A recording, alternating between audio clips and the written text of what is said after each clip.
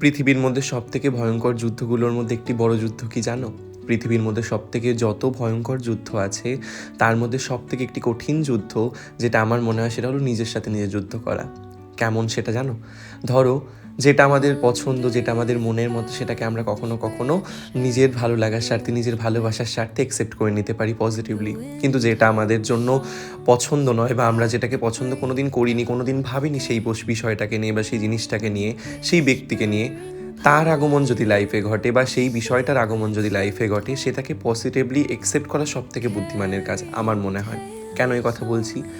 যা আমরা ভেবেছি, যা আমরা ভাবি সেটা যে আমাদের জন্য হলে আমরা খুশি হব, এটা স্বাভাবিক। কিন্তু যা আমরা ভাবিনি, যা আমরা কোনোদিন করিনি, কিন্তু সেটা আমাদের সাথে হচ্ছে, তার মানে কি জানো? আমাদের জন্য ইউনিভার্স বা ঈশ্বর সেটাই ঠিক করে রেখেছেন। আমার কি মনে হয় বলো তো?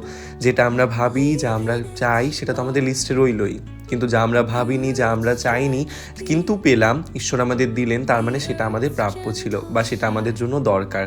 সেই দরকার হয়তো আমরা সাময়িকভাবে বুঝতে পারছি না, তবে বুঝতে পেরে যাব।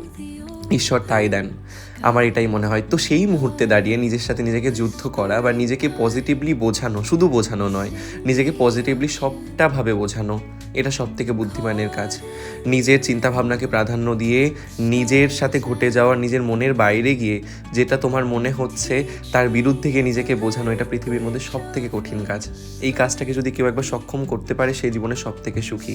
আমি সেই সমস্ত মানুষদের কাছে শুনেছি যারা নিজের বিরুদ্ধে গিয়ে অনেক সময় পরিবেশের চাপে বা প্রকৃতির চাপে বা প্রকৃতির নিয়মে মেনে নিয়েছে। এটাই হলো কথা। সত্যি কথা বলতে কি জানো, জীবনে যা কিছুই আসুক, যা ঘটছে, সেটাকে পজিটিভলি অ্যাকসেপ্ট করাটাই বুদ্ধিমানের কাজ। আমার তো এটাই মনে হয়। যাকে তোমরা সকলে খুব ভালো থেকো, নিজেদের খেয়াল রেখো। কেমন?